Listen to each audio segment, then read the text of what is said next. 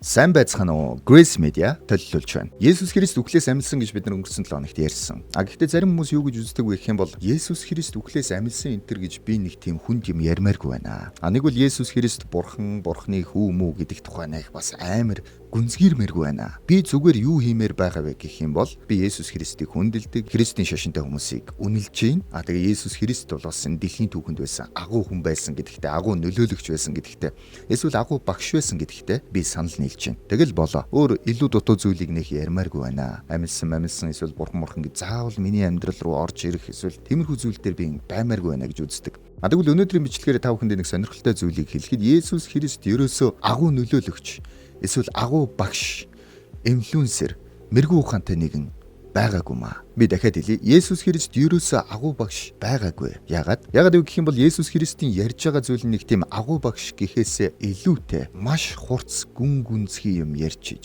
Үнэн байх юм бол бүр юм аюул тарьж болохоор, үнэн биш байх юм бол өөрт нь бүр юм халгаатай байхаар тийм зүйлийг ярьж ирсэн гэсэн үг. Есүс Христ өөрийгөө бурхан гэж хэлж ирсэн. Бас бурхны хүү гэж хэлж ирсэн. Бодоод үзье л да. Тухайн үед хин нэг хүн өөрийгөө би бол бурхан, би бол бурхны хүү, би бас үхэн, би тэгээд амьлна гэж ярих юм бол хүмүүст хэр сайхан сонсогдох бол, эсвэл хэр тийм итгэмээр сонсогдох бол. Өнөөдөр бидний өнцгөөс харах юм бол бид нар 2000 жилийн дараагаас мэдээж харж байгаа. Өнөөдөр 2025 он. Тэгээд тухайн үед энэ 2000 жилийн турш Христ итгэл ер нь хэрхэн амьдэрсэн бэ?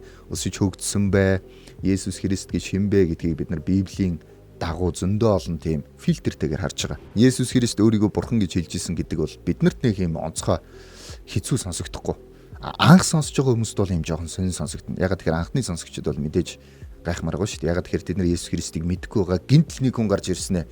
Би бол бурхан, би удахгүй хүн, би тэгээд амьлна гэдээ яриадсан гэсэн үг. Бодоод үзье л да. Элвис Пресли анх би агуу дуучин болно, алдартай дуучин болно гэж хэлэх үед дууны багш нь за минийхөө чи дуучин болохгүй, чи зүгээр жолооч бол, механик бол, тэр нь чамд илүү зохин, тэр нь амьдралд илүү баталгаатай гэж хэлж ирсэн байна. Дэлхийд алдартай Harry Potter цувралын зохиолч номоо хэвлүүлэх гээд хэвлэлийн газруудад очиход за ийм үлгэр домгийн шинжтэй юм ерөөсөө хүмүүст хүрэхгүй наадах ч үстэй ямар ч тийм юу болох боломжгүй, вайрал болох боломжгүй гэсэн хариуг 12 хэвлэлийн газар өгчиж анх удаа тэд нар сонсоод ерөөсөө итгээгүй гэсэн үг. 10 юулаа тэд нар яс үгүйсгсэн гэсэн үг. Өнөөдрийн өнцгөөс бид нар харах юм бол Элвис Пресли дэлхийд алдартай дуучин. Harry Potter-ын зохиолч бол гайхалтай зохиолч.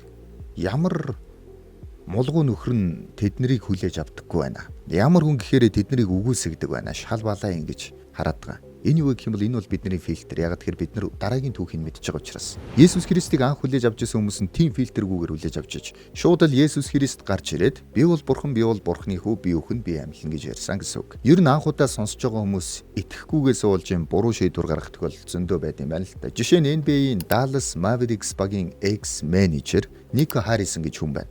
2013 онд Nike менежер байх үед нь домогт Стефен Кюри Nike-тэй гэрээ хийх гээд уулзж исэн. Тэр уулзалтыг Nico Harrison удирдах байсан байна. Тэгээ Nico Harrison яасан бэ гэхээр тухайн үед Стефен Кюриг Set Curry гэж хэлж исэн, андуурал гарсан. Дээрээс нь Стефен Кюри зориулж бэлдэж авчирсан PowerPoint нь Kevin Durant-ийн PowerPoint байсан. Дээрээс нь Стефен Кюри өөрийнхөө тийм нэрийн пүүцтэй болёо. Тэгээ тэрэн дээр Филиппой 4:13 те надад хүчийг өгөгч түүгээр би бүгдийг хийж чадна гэсэн Библийн ишлэлийг символ болгож тавья гэх үед Nico Harrison зөвшөөрөөгүй байна. Тэгээ үүнээс нь болоод Стефен Кюри Nike-тэй гэрээ хийхээс татгалзаад Under Armour гэж брэндтэй гэрээ хийгээд тэгээ өөрийнхөө signature show-ыг гаргасан байдаг. 2022 онд яасан бэ гэх юм бол Nico Harrison өөрийнхөө ярилцлагада бид нар тэр үед маш том боломжийг алдсан гэж хүлээн зөвшөөрсөн байдаг. Тэгэхээр анхны хүмүүс алдаа хийх магадлал ер нь бол өндрөө гэдгийг эндээс харж болж байна.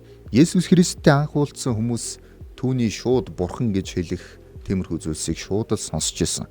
Тэгээд зарим дагалдагч нь тэр байтугай Есүсийн дагалдагч Петр гэж хүн Есүс Христийг яг тэгж ярингуут нь холхон аваачаад за танд өстө тийм муу ёртой юм хизээч бүх тохиолдгоо гэж хэлжсэн тохиолдол хүртэл байсан байгаа. Тэгэхээр Есүс Христ ерөөсөө тийм сайн багш, сургууль хүмүүжүүлэгч, философч, дэлхийн хэмжээний инфлюенсер болох хэмжээний юм ерөөсөө ярьдаггүй гэж. Харин түүний ярьж байгаа зүйл нь аягүй нухацтай хэрвээ худлаа байх юм бол Есүс бүр өөрийнхөө нэр хүндэд халтай байж болохоор зүйлийг яриад исэн гэсэн үг. Тэгээ бодоод үзье л та. Тэр бурхны хүү, би үхэн амьлна гэж яриадсан. Хэрвээ энэ бүтэхгүй бол яах вэ? Есүс Христ худалч эсвэл галзуу эсвэл хуурам ихлэгч болоод үлдэх болно гэсэн үг. C.S. Lewis яг энэ талаар хэлэхдээ өөрийнхөө бараг л Христч гэдэг номондоо бичсэн юм байна. Энийг бол би godquestions.org гэсэн сайтаас авсан байгаа шүү. Та манаас ороод харж болно. godquestions.org гэсэн сайт байгаа. Бараг л Христч номдоо хэлэхдээ түүний талаар Есүс Христийн хүмүүсийн байнга л хэлдэг үнэхээр инээ түргэм зүйлсээс зарим хүмүүсийг хол байлгахын тулд би үүнийг бичих гэж хичээлээ. Тэд би Есүсийг авгаа ёс суртахууны багш байсан гэж боддог. Харин түүнийг бурхан гэдгийг нь хүлээн зөвшөөрөхгүй гэж хэлдэг. Энэ бол бидний хэлэхгүй байх ёстой зүйл. Есүсийн хэлсэнтэй адил зүйлийг энгийн хүн хэлсэн байлаа гэж бодоход тэрээр авгаа ёс суртахууны багш байж ерөөсөө таарахгүй. Яг гэвэл ингэж хэлэх хүн өөрийгөө би бол буцлагсан өндөг гэж хэлж чадхаар хэмжээний галзуу солиотой нөхөр байх болно. Эсвэл тамаас гарч ирсэн ч өтгөрл байж таарна. Тиймээс та сонголтоо зөв хийх ёстой. Тэр бурхны хүү байсан уу? Эсвэл солиотой өвнө үү? Бүр түүнээс ч долоон дор нэгнэ үү? Та түүнийг тийм тэнэг солиотой гэж үзээд хайж бас түүн рүү нулимж болох нэг сонголт байгаа. Эсвэл та түүнийг бурхны хүү гэж итгэх өөр нэг сонголт байж болно. Харин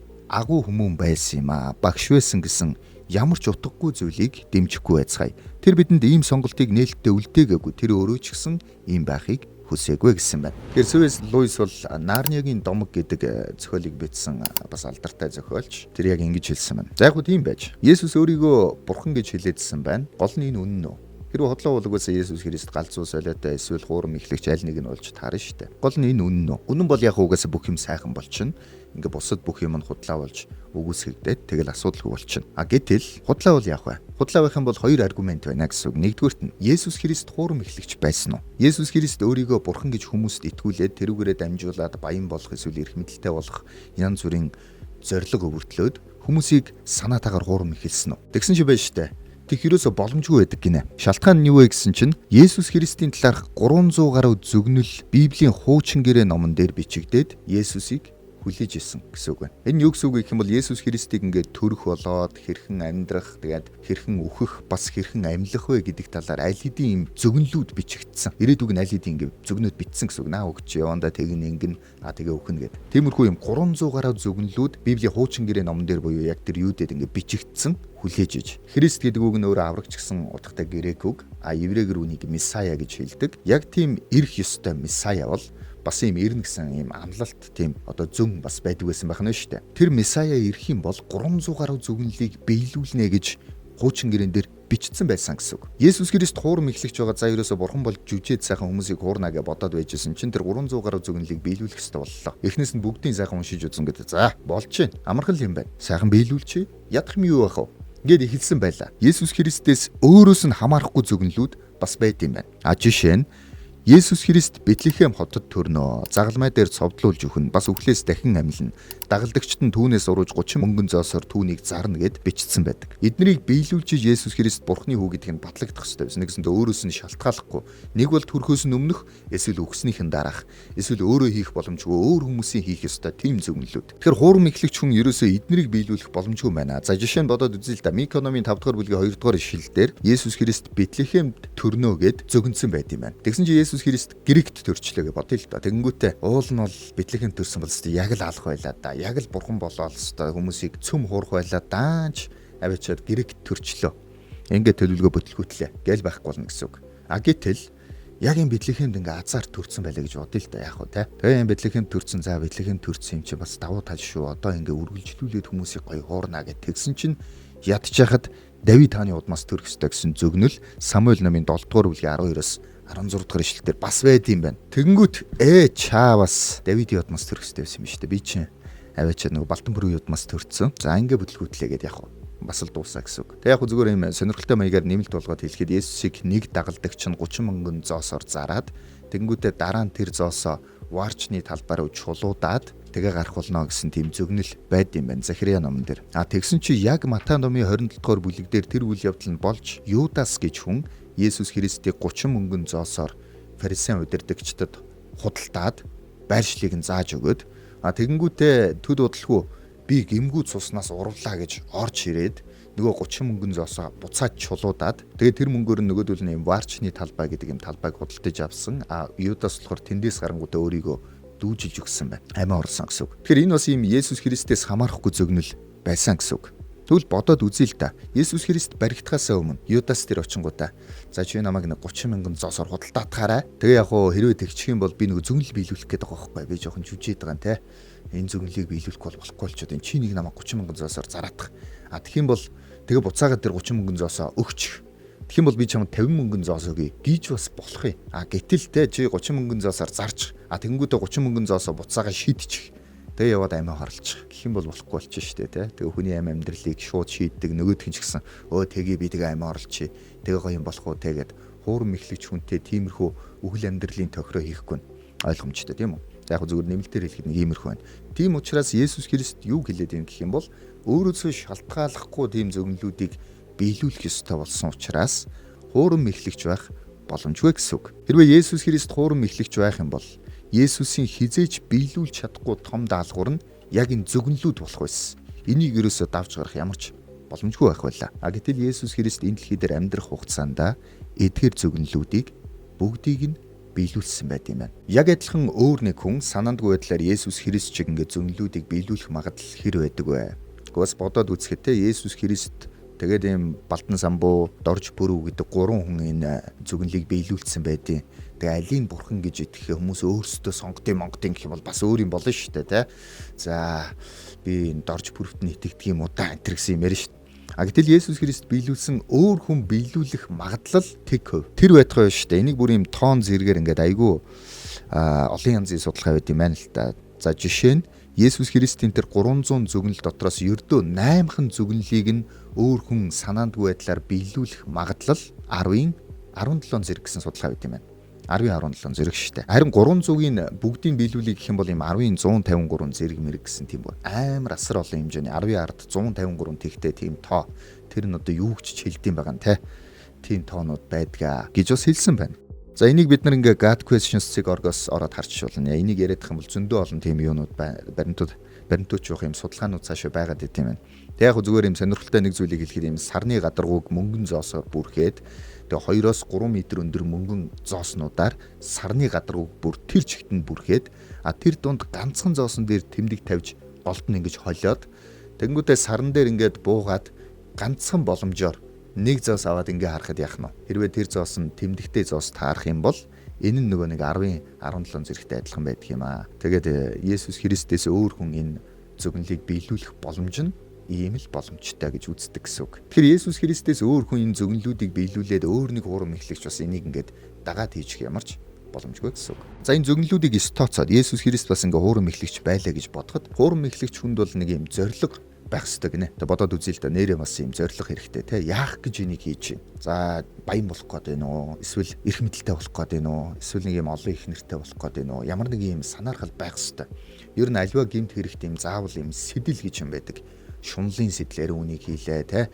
Хомхайн сэтлэр юм өшөө хорслын сэтлэр гэдэг ч юм уу. Тэрэн шиг Есүс Христ бас нэг юм зориг хэрэгтэй. Яг яах гээд байгаа юм те. Хуурам эхэлж яг яах гээд байгаа. Эрх мэдэл алдар хүндийн төлөө юу эсвэл эд баялагын төлөө юу гих мэдчлэн. За тэгсэн чи байж штэ. Есүс Христ ерөөсөө тийм боломжуудыг ерөөсөө ашиглаагүй гинэ. Ерөөсөө юм нэр алдартай болох эсвэл эд баялагтай болох боломжуудыг ашиглаагүй. Энэ судлаачид их тодорхой нэг зүйл дээр ингээд санал нийлдэг нь Есүс Христ баяжих боломж бол өчнөө гарсан гэж үздэг юм байна. Жишээ нь Есүс Христ өөрөө олон мянган хүнийг өөртөө татсан нэр хүндтэй байлаа. Тэр ингээд хүмүүст сургаалаа заахад хэдэн мянгаараа түүний сургаалыг сонсдог байлаа. 5 талх 2 цагсаар 5,000 эрчүүдийг зэрэг хоолсон байлаа гэх мэтчлэн Библийн түүхүүд байдаг. Нэг хүнээс 5к татхад л зумбахаар байсан байх нь шүү дээ. Гэтэл Есүс Христ тэгсэнгүү. Дээрээс нь Есүс Христийн дагалдагчид дотор бас баян гарууд байжээ. Матай гэж татвар хураагч нар байж, бас Есүс Христийг дагая гэсэн өчнөө олон тийм баян хүмүүс байж, тэднийг ашиглаад баяжих боломж бас байж. Жишээ нь Матай гэж татвар хураагчтайгаа сайхан нийлээд мөнгө төгрөгийг аваад ингээ явж болох байсан. Нэг удаа Есүс Христ дээр айгүй баян залуу ирээд багшаа мөнгө хэмээг авахын тулд би юу хийх ёстой вэ гэсэн түүх тэгж асууж ирсэн түүх Библиэлд байд юм байна. Есүс юу гэсэн бэ гэхээр мөнгө хэмээг авахын тулд чи яваад бүх хөрөнгөө зарж ядуус өгөө гэж хэлсэн. Тэрний оронд Есүс ингэж хийж болох байж. За мөнгө хэмээг авна гэдэг учиртай их л нарийн юм байдгийн да. Чи юу ч гэсэн их л үнэтэй болно. Тийм чин надаа юу ч гэсэн одоо тэдийг өгөндөө. Тэгээд хоёлаа энэ талаар ингэж ярилцаад ийм юм хийх ёстой. Тэрэнд бас их мөнгө орно гэсэн бол яах вэ?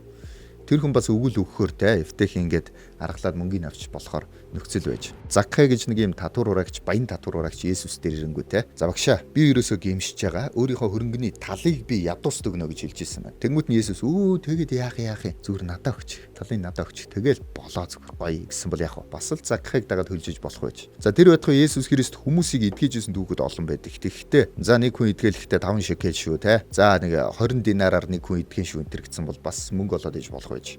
Хүмүүс бүр сайн дураараа Есүст өргөл өгөх тохиолдол зөндөө их байж. Есүс тэдгэрийг үргэлжил бусдын төлөө юм уу тэр үйлчлэлд зориулаад ашигладаг. Өөртөө нэгч төгрөг байлгадаггүй, бүр хураадаггүй байж. За өнөөдөр хэд орж ирсэн. За 80% нь надад өгөөд 20% нь та нар авна да энэ төр гэдэг дагалдагчтай энэ төр хэлээ те.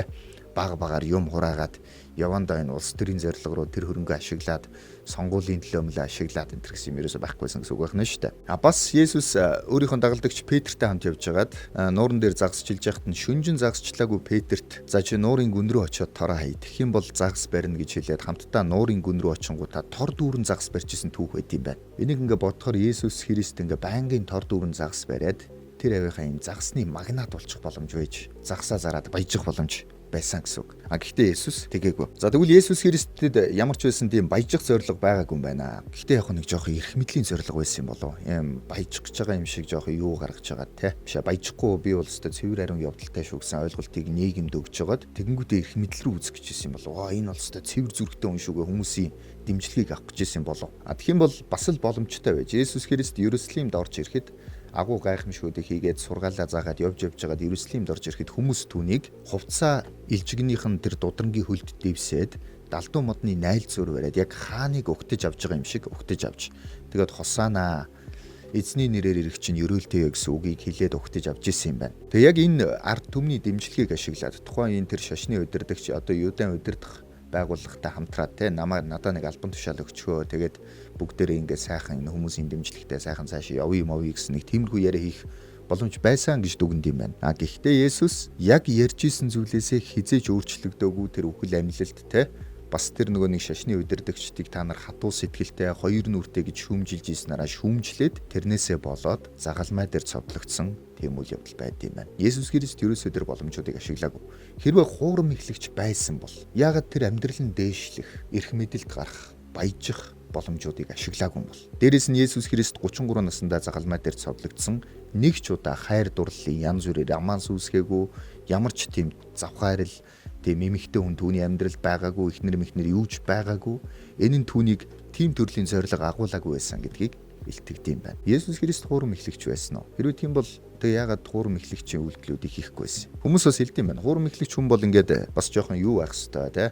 Хичнээн гоё дүр үзүүлээ яваад исэн ч гэсэн бас нэг азартах үе байна. Чинь бас нэг юм ёс суртахууны хувьд юм алдах үе байна. Гэтэл Есүс Христ загалмай дээр цовдлуулж явахдаа хүртэл эцэг минь юу хийж байгаагаа мэдэхгүй эдгээр хүмүүсийг уучлаач гэж хэлж ирсэн юм байна. Тэр нь юу гэсэн үг вэ гэх юм бол эн чинь бас хүн яг үхэл тулаад юм загалмай дээр цовдлуулж мовдлуулаад те гар хөлөө хадуулаад сусаа урсгаад байж захта ааш буулгаач ч одоо гэдэг нэг таран танигдэж болно шүү дээ. Ерөөсөө тийм байгаагүй гин. Тэгэхээр энэ нь бас юм хуурам эхлэгч байгаагүй шүү гэдгийг бас нэг нотлох. Хэрвээ Есүс Христ хуурам эхлэгч байгаагүй бол өөрийгөө бурхан биш гэдгийг мэдсээр байж албаар бурхан болж жүжиглэж ийсэн бол тэг ямар ч боломжгүй байсан гэж үзэж байна. За тэгвэл бас нэг ойлголт байна. Есүс Христ өөрийгөө бурхан гэд өөртөө итгэцэн. Нэрээ бас би бурхан юм байна гэд үнэхээр итгэцэн. Тэгээд даанч тийм биш яг уу те тийм галзуу солиотой хүн байсан бол яг уу гэсэн нэг таамаг байдаг. Тэгээд яг үнэхээр итгэцэн болохоор ингээд чин сэтгэлээс нөгөөдхөө ингээд хийгээд яриад яваад идэг. Тэр нь бас ингээд хүмүүсийн анхаарлыг татаад те гүнээр ингээд итгэцэн тийм цэвэр ариун цагаан сэтгэлтэй даанч жоохон солиотой юм гэсэн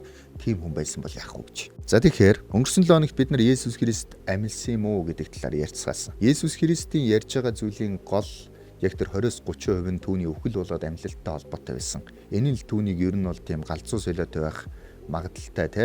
Хэрвээ энэ нь биелэхгүй бол галзуу солиотой байсан юм байна гэж үзэж болохоор тийм баримт байж. Гэтэл Есүс Христ үхлээс амьлсан гэж Библиэлд бичигдсэн. Дээрээс нь Есүс Христ амьлсан гэдгийг тэр дагалдагчид нь хүлээн зөвшөөрөөд хэдэн зуугаараа энэ талаар ингээд цааш нь түгсэн, хоосон булш байсан гэх мэт баримтуудаас болоод үнэхээр амилсан гэж үзэх юм бол Есүс Христ галзуу байсан гэдэг баримт нь ямар ч утгагүй болох юм байна. Тэгэхээр яг энэ баталгаанаас болоод энэ баримт нь няцаагддаг. Гэхдээ бүгдээрээ энийг түр зур хоош нь тавьчих. Юм л бас үхэл амьлалт гэж ярилгүйгээр энийг түр хоош нь тавиад үхэл амьлалтаас гадна ерөнхийдөө Есүс Христэд тийм нэг жоохон сэтгэл зүйн эмгэгийн шинж илэрж исэн болов яасан бол гэдгийг авч үзье. За энэ дээр бас юм судлаачдын дүгнэлт байд юм байна. За энэ дүгнэлтэн дээр ер нь бол ингээд юм хүний одоо сэтгцийн талаар судалдаг хүмүүс юу гэж дүгнэдэг гэхээр Есүс Христийн зан төлөв туйлын тэнцвэртэй байсан гэж үздэг юм байна. Ер нь сэтгцийн эмгэгтэй хүмүүс бол юм зан төлөвийн талаар жоохон тэнцвэргүй байд юм байна л та. А Есүс бол үнэхээр тэнцвэртэй байсан. За дээрэс нь ядуус болоод өвчтөе хүмүүс гадуурх хэстэд тууштайгаар хайр халамж үзүүлсэн буюу эрүүл хүнээс л яг гарч чадах тийм эмпати чадварыг тогтмол харуулж ирсэн юм байна. За дээрэс нь эмх цэгцтэй маш логиктой сургаал хэлдэг байж.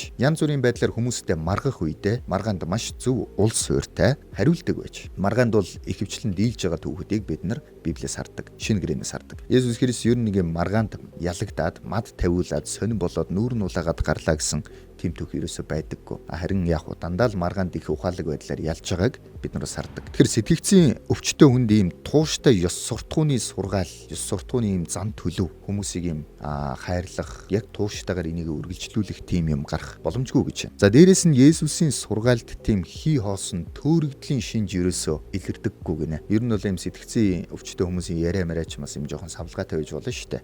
Гэтэл Есүст ерөөсөө тийм байгаагүй. Би үхэн болоод амьлна гэдгээс гадна ерөөсөө нэг тийм өөр одоо юу гэдэг сэтгцийн өвчтөе юм шиг юм ерөөсөө ярьж байгаагүй юм байна. Хий юм сонсох, хэд хөөрөл давтах, тийм ямар ч тийм логикгүй өөрийнхөө ярьсныг үгүйсгэх тийм мэдэгдэл, тиймэрхүү зүйлс ерөөсөө хэлж байгаагүй юм байна. Есүсийн сургаал өөрөө маш логик дэс дараатай, дэндүү гүн гүнзгий хийгээд ухаалаг байсан гэж хүмүүс үздэг. Тэгээ Есүсийн яг тэр нэг уулан дээрх сургаалыг Галил нуурын ирэг дээр уулан дээр суугаад ярьж исэн сургаалыг хүмүүс бас энэ бол ерөөсөө бүх цаг үеийн хамгийн топ 5 сургаалын нэг гэж хүлээн зөвшөөрд юм байна. Тэгээ үүнийг үнэлэхдээ юу гэдэг вэ гэхээр штэ. Хүмүүсийн ухамсарын дээд түвшнийг илтгэж бүх цаг үеийн хүмүүст таардаг гэдгээр алдартай гэж. Энэ юу гэсэн үг вэ гэх юм бол 2000 жилийн өмнөх юудэчүүдэд энэ сургаал нь нийцдэг байсан гэсэн үг.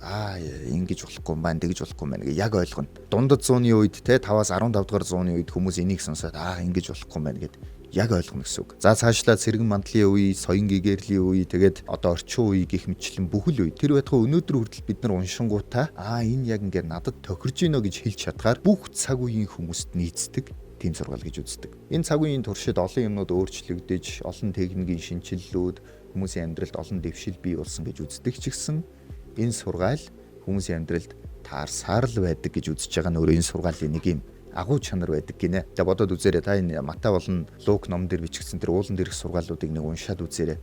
Таны амьдралд таарч гин үгүй юу те? BBC болон Forbes сэтгүүлээс яг энэ бүх цаг үеийн топ 5 сургаалыг ерөнхийд нь ангиллахдаа Есүс Христийн уулан дээрх сургаал бол гарцаагүй эдгээр энийгт багтахаар гэж дуу нэгтэйгээр хүлээн зөвшөөрсөн нэг тийм судалгаа жагсаалт бас байдаг байх нэ. За тэгвэл энэ агуу сургаалыг хэлсэн хүн өөрөө галзуу солиотой байх боломжтой болов. Сэтгцэн эмгэгтэй те өглөө нэг юм яриад оройн өөр юм яриад тэгэл тэрийг ингээ хідэн зугаараад байгаа тэр хүний төлөө амиа өгөхөр хэмжээний тийм хүн байсан болов. Тэгээ галзуу солиотой хүн байж таарах уу Есүс Христ. За дээрэс нь Есүс Христ ер нь бол маш урт хугацааны туршид тогтвортойгоор эдгээрийг хийж исэн гэж хэлдэг юм байна. Нэгсэндээ 3 жилийн хугацаанд Есүс Христ яг нэг л зангаараа байж. Манайхны хэлдгээр нэг зангаараа. Яг ярьж исэн юм эхэнд ярьж исэн нь өөрчлөгдөөгүй явсараагаад тэрүүгээрээ дуссан гэсэн үг. Эхэндээ ер нь Есүс Христ би ер нь өөх байхгүй юу, үхээд тэгээд би амьлах байхгүй юу гэж ярьж исэн гинт. За би ер нь өхөө боллоо. Ер нь бол шал дэми юм байна. Би дэми юм гэж ойлголоо. Тийм ч одоо нас би ерөөсөө яана. Дандаа юм өхөл мөхлийн талаар ярихгүй болцсон. Энэ төргээд тиймэрхүү байдлаар өөрчлөгдөж исэн үг гэх юм бол үгүй. Анх ярьж исэн зүйлээ яг л амьдралдаа хэрэгжүүлээд тэгээд яасан. 3 жилийн дараа загалмай дээр цовлогдсон удалгүй хүмүүсийн талаар дахин амьсан гэж ярьсан. Есүс Христ галзуу байх боломжтой юу? Есүс Христ галзуу байх ямар ч боломжгүй. Бас Есүс Христ хуурам эхлэгч юу? Есүс Христ хуурам эхлэгч биш. Есүс Христ үнэхээр өөрийнхөө хэлжсэн шиг бурхан байсан уу? Тэр бурханы хүү байсан уу? Есүс Христ үхээд бас амьсан гэдэг байгаа шүү дээ. Тэгээ энэ нь бас юм олон түүхэн баримттай гэж яриад байгаа. Тэгээд бас өнөөдөр дэлхий дээр 2.3 тэрбум хүн Есүс Христийг үхээд амьлсан бурхан гэж итгэдэг. Итгэсэн хүмүүс нь ерөнхийдөө ярихдаа тэр бол бодтой, тэр миний амьдралыг өөрчилсөн гэх мэтчлэн эерэг үнэлгээтэй байгаа. Есүс Христ хэн юм бол? Тэр энэ бол бидний хувьд бодгол асуудал. Grace Media байлаа.